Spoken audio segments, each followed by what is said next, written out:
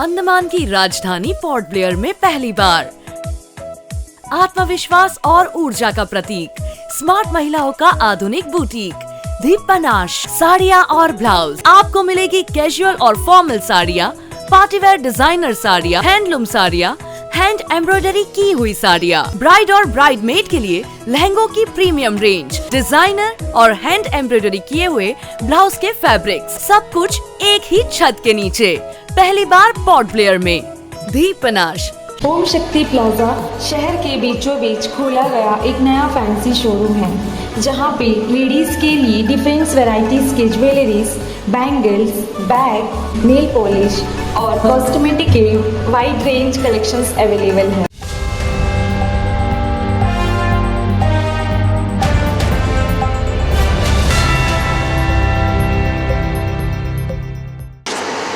नमस्कार, न्यूज़ आप तक में आपका स्वागत है। मैं पूर्णिमा।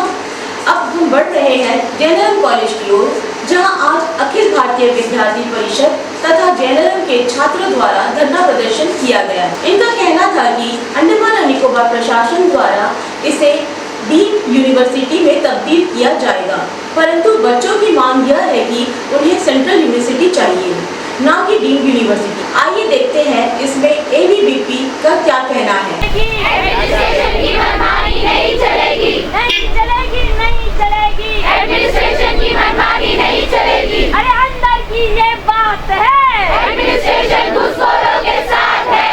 अंदर की ये बात है, एडमिनिस्ट्रेशन इसमें आप सब उपस्थित हुए हैं। तो स्ट्राइक का पहले हम आप सबको वो रीजंस बताया था, तो हम शॉर्ट में और एक बार बता देते हैं। शॉर्ट में इसका क्लैरिफिकेशन आपके अंदर में आना है कि एक्चुअली विषय क्या है, क्योंकि आज आप स्ट्राइक करें, बाहर जाएंगे, आपसे कोई पूछेगा आप करें, तो आपको पता होना चाहिए एग्जैक्टली क्या है। अगर आपको पता नहीं होगा तो फिर बोलेंगे कि आप इम्प्रूवमेंट करने लगेगा, इससे कम होने नहीं लगेगा। ये रूल है, जनरल रूल है। अभी हम लोग जो है एक सेंट्रल मांगता कि नहीं मांगता, जोर से बोले, मांगता कि आपको नहीं मांगता है। कोई भी चाहेगा कि अपना हाथ में एक ऐसा चीज हो जिसका वैल्यू हर जगह में मिले। कोई ये नहीं चाहेगा कि ऐसा कोई हो जिसका वैल्यू है, पर जब मेरे पास ऑलरेडी अपॉर्चुनिटी है कि मेरे पास इससे एक अच्छा चीज लेने का, मेरे पास अपॉर्चुनिटी है, हम क्यों दूसरा चीज लेगा। पहला बात हो गया रिकग्नाइजेशन। ये रिकग्नाइजेशन का विषय है पहला, कि हम लोग इसको अपोज करते हैं कि जो एग्जिस्टिंग सिस्टम है वो बढ़िया है, इसको चलने दिया जाए, या अदरवाइज एडमिनिस्ट्रेशन यहाँ पे एक सेंट्रल यूनिवर्सिटी देता है। ऑलरेडी जैसा पौंडीचेरी यूनिवर्सिटी एक सेंट्रल यूनिवर्सिटी है, उसी तरह एडमिनिस्ट्रेशन यहाँ पर एक सेंट्रल यूनिवर्सिटी देता है, तो हम लोग उसको लेने के लिए रेडी है। ठीक है, क्योंकि सेंट्रल यूनिवर्सिटी मतलब क्या, फंडिंग सेंट्रल गवर्नमेंट देगा, सब कुछ सेंट्रल गवर्नमेंट को होएगा, कंट्रोल वीसी का पास होएगा, सब कुछ चलेगा, तो उसका एक एक्सपोजर मिलता है, तो एक बहुत बढ़िया चीज़ है। देखिए हम लोग सब एक सेंट्रल यूनिवर्सिटी का एफिलिएटेड कॉलेजेस में पढ़ता है। जब यहाँ पे एक यूनिवर्सिटी होएगा, इसका बहुत सारा एडवांटेज है। जैसे हम लोग बोलते हैं ना, रोड बनने से डेवलपमेंट है, एयरपोर्ट बनने से डेवलपमेंट है, उसी तरह एक यूनिवर्सिटी का भी एक डेवलपमेंट होता है। अंडमान एंड निकोबार मेनलैंड से कितना दूर है, यहाँ पर ऑलरेडी एजुकेशन का उतना सिस्टम ठीक नहीं है। जो भी चलाता है सेंट्रल यूनिवर्सिटी से कैसे भी एप्लीकेशन लेके चलता है। यहाँ पर एक सेंट्रल यूनिवर्सिटी बनता है, डायरेक्ट फंडिंग सेंट्रल गवर्नमेंट से मिलेगा, यहाँ पे इतना एक्सपोजर मिलेगा। नीचे का जो साउथ ईस्ट कंट्रीज है, जितना भी कंट्रीज है, वहाँ से भी बच्चे लोग आएगा, क्योंकि इंडिया का एजुकेशन सिस्टम को लेकर सेंट्रल यूनिवर्सिटी है, तो बाहर से भी बच्चे लोग आएंगे। ये सिर्फ एक सेंट्रल यूनिवर्सिटी यहाँ को मिलता है, तो सिर्फ एक एजुकेशन को लेके नहीं, यहाँ का एक्चुअल में एक डेवलपमेंट होगा। एजुकेशन को लेके उसको साथ सब कुछ लेके, सिर्फ एम्प्लॉयमेंट, सब कुछ, सारा एक ऑलराउंड डेवलपमेंट इससे होगा। तो हमारा एक डिमांड है सेंट्रल यूनिवर्सिटी का। इसमें भी हम ऑनेस्टली बताता, हम लोग बहुत सारा जगह में डिमांड करें, बहुत सारा जगह में पॉजिटिव रिस्पॉन्स हुआ, बहुत सारा जगह में इसको जो है हम लोग को रिव्यू करने बोले कि आपका जो है डिमांड है इसको रिव्यू कीजिए। देखिए हम आके आप सबको इकट्ठा करके ये नहीं बोले हम लोग को मिल जाएगा सेंट्रल, रुक जाएगा डीम्ड, ऐसा नहीं। जो सच हम ये बताता, जो हमको पता है वो हम आपको बताता, रिव्यू करने बोले। तो इसमें क्या बोलते हैं कि आप जो है इतना बड़ा प्रोजेक्ट अंडमान के लिए पूछता है, तो आप ये जो अंडमान के लिए फीजिबल नहीं है, मतलब गवर्नमेंट ऑफ इंडिया जो भी फंडिंग होता है उसमें इतना बड़ा फंडिंग अंडमान निकोबार के लिए देने के लिए उतना फीजिबल नहीं लगता है। तो इसमें हम लोग अपना विषय रखे, जब already government of India deemed university के नाम से ऑलरेडी फंडिंग दे रहा है, उसमें थोड़ा फंडिंग को बढ़ाना है, पहला बात। और जो है बहुत सारा रूल्स एंड रेगुलेशन है वो सब फुलफिल नहीं होगा, ऐसा कुछ है। तो उसमें जो है एक विषय है कि गवर्नमेंट ऑफ इंडिया अपना पब्लिक का पैसा है वो जो है अगर अंडमान में करता है तो ऑब्वियसली बैकवर्ड एरिया के लिए अगर गवर्नमेंट ज़्यादा पैसा भी देता है तो कोई गलत बात नहीं है। बैकवर्ड एरिया को डेवलपमेंट करना है। देखिए मेलैंड का बच्चे लोग के पास कितना अपॉर्चुनिटी है। एक सिंपल सा मैं एग्जांपल देता हूँ, आप सब समझिए इसको। देखिए अभी सोचिए मेलैंड में एक जगह में जॉब निकलता है, ठीक है, तो उसको अगर आप अंडमान में बैठ के अप्लाई करता है और सोचिए मेलैंड में हरियाणा में निकलता है सोचिए और बेंगलोर में एक बच्चा बैठ के अप्लाई करता है, तो दोनों का सिचुएशन सोचिए। अगर आपको इंटरव्यू देने के लिए हरियाणा जाना है तो आपको क्या करना होगा, फ्लाइट बुक कराना पड़ेगा। फ्लाइट का रेट क्या है वो सोचिए, फिर आपको वहाँ ट्रैवल करके जाना पड़ेगा। जबकि मेलैंड मतलब आप सोचिए आपका अप एंड डाउन वहाँ पे जाके आने के लिए 20 से 30 हज़ार खर्चा होकर ख़त्म हो जाएगा आपका। पर ये गारंटी नहीं है कि आपको जॉब मिलेगा क्योंकि इंटरव्यू प्रोसेस है। सेम टाइम अगर बेंगलोर या उस तरह कोई स्टेट कोई भी मेलैंड इंडिया का जो बच्चे वो ट्रैवल कर क्या करेगा, ट्रेन पकड़ेगा, एक दिन जर्नी करेगा, उतरेगा, उसका टोटल एक्सपेंडिचर कितना होएगा, ज़्यादा से ज़्यादा 5,000 से अंदर में हो जाएगा। तो कॉम्पिटिटिवनेस देखिए, तो सोचिए एक दो इस तरह एक अपॉर्चुनिटी है, दोनों जाता है, दोनों को नहीं मिला, पर नेक्स्ट टाइम और एक बार और एक जगह में अपॉर्चुनिटी मिलता है, एक जॉब निकलता है, तो वहाँ का बच्चा फिर से निकल जाएगा। वो क्या उसको कम एक्सपेंडिचर हुआ है, पर और एक बार आपको अंडमान से निकल के जाना मतलब सोचना पड़ेगा कि भाई ऑलरेडी हम 30 से 50 हज़ार खर्चा किया है और एक बार हमको करना पड़ेगा। तो ये सब विषय में हम लोग जोग्राफिकली बहुत बैकवर्ड होते हैं, ठीक है। ऐसा नहीं कि का काम ऐसा नहीं, वहाँ से इरादा का यहाँ पे टिकट का रेट है, टाइम टू टाइम बढ़ता है घटता है, इस तरह सब। तो हम लोग बैकवर्ड एरिया, यही हम लोग का डिमांड है कि बैकवर्ड एरिया को कंसिडर करके सेंट्रल गवर्नमेंट दे सकता है। एक विषय हो गया। नेक्स्ट यहाँ का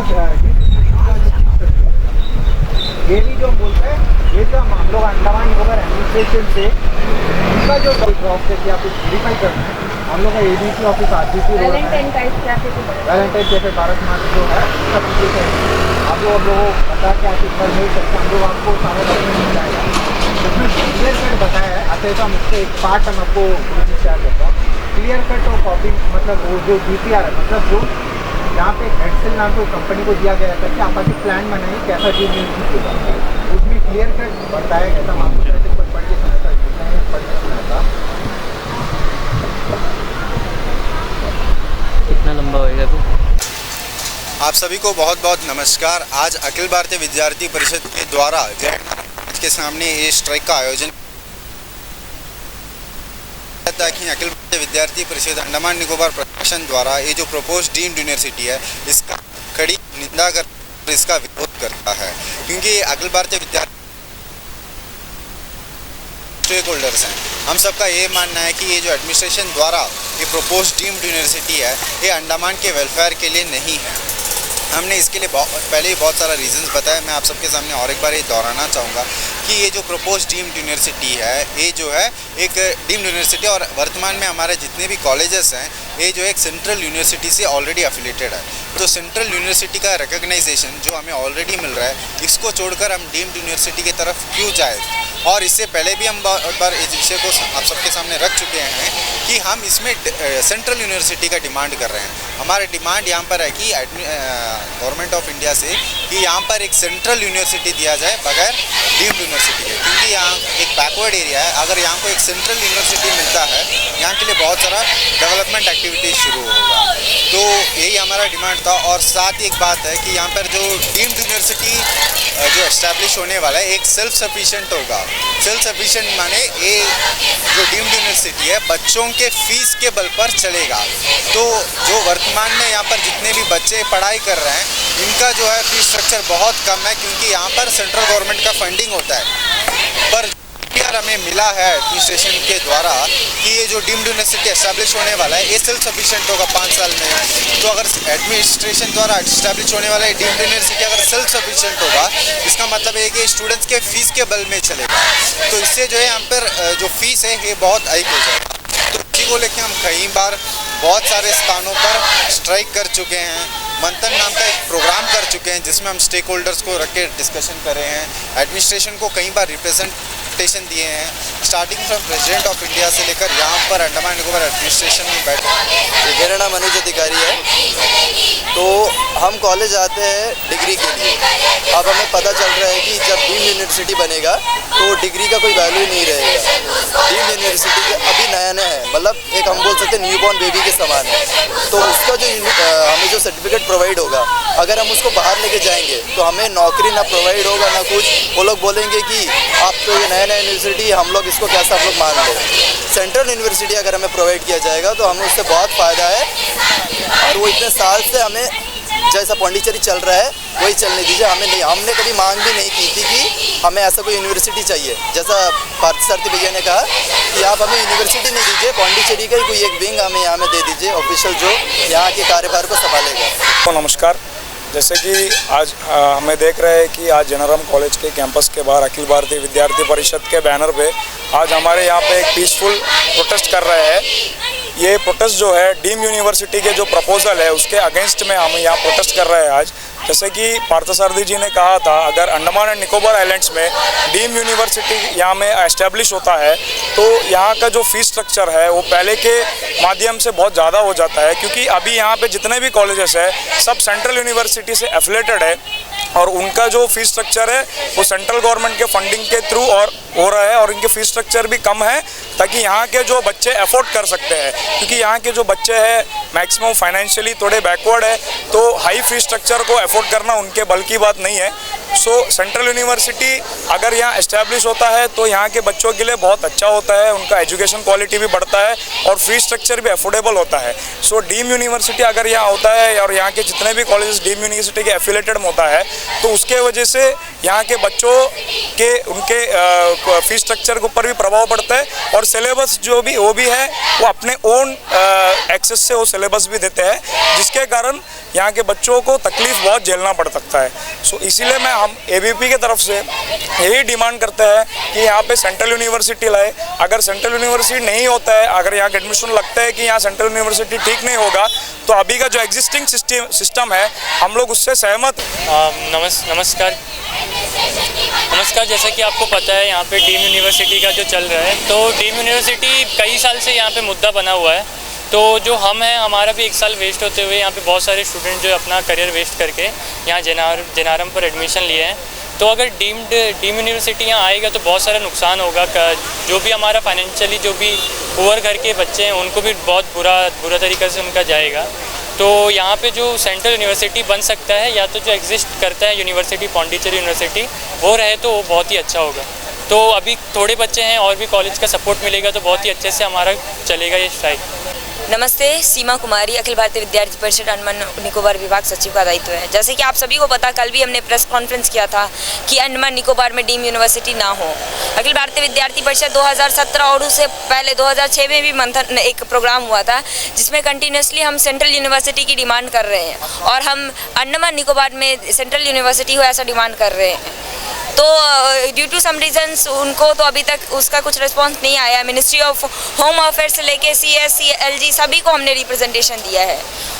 प्रोफेसर जगदीश मुखी जी ने, जो हमारे उस समय के ऑनरेबल LG थे, उन्होंने इस विषय पर काम भी किया था, लेकिन उसके बाद जब भी एडमिनिस्ट्रेशन में LG बदले और एडमिनिस्ट्रेशन में ही जो हमारे एक इंस्टीट्यूट हैं वहाँ के कुछ लोग इन्फ्लुएंस करके एडमिनिस्ट्रेशन को डीम यूनिवर्सिटी लाने की बात कर रहे हैं। डीम यूनिवर्सिटी जो लाया जा रहा है उसको लेकर किसी भी कॉलेज के प्रिंसिपल से सलाह नहीं लिया गया, क्योंकि ब्यूरोक्रेट्स और प्रिंसिपल से पूछा जाता है कि क्या है नहीं है। जब अगर इतना बड़ा चेंजेस लाया जाता है तो एक इंस्टीट्यूशन के अलावा कोई भी इंस्टीट्यूशन से पूछा नहीं गया था, डिसीजन ले लिया गया और उसके बाद उनको उसके हिसाब से काम दिया जा रहा है। जेनारम कॉलेज हो या दूसरे कॉलेज हो, एक वीक के अंदर उन्हें बोला है सिलेबस बना के देने के लिए।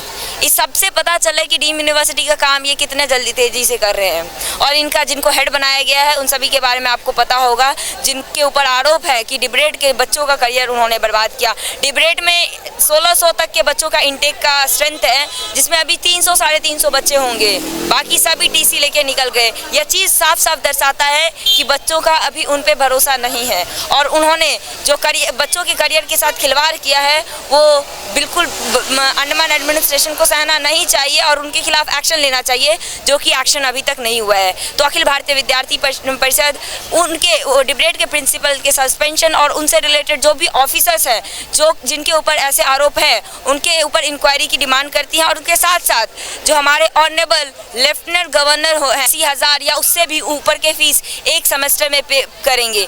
मतलब वो अगर बर्डन वो उतना पे करने के नहीं कर सकते हैं, उनका फाइनेंशियल कंडीशन वैसा नहीं है, तो इससे साफ साफ कि वो बच्चे आगे की पढ़ाई नहीं कर सकते हैं। 12th के बाद वो क्या करेंगे ये भी एक क्वेश्चन मार्क रह जाएगा।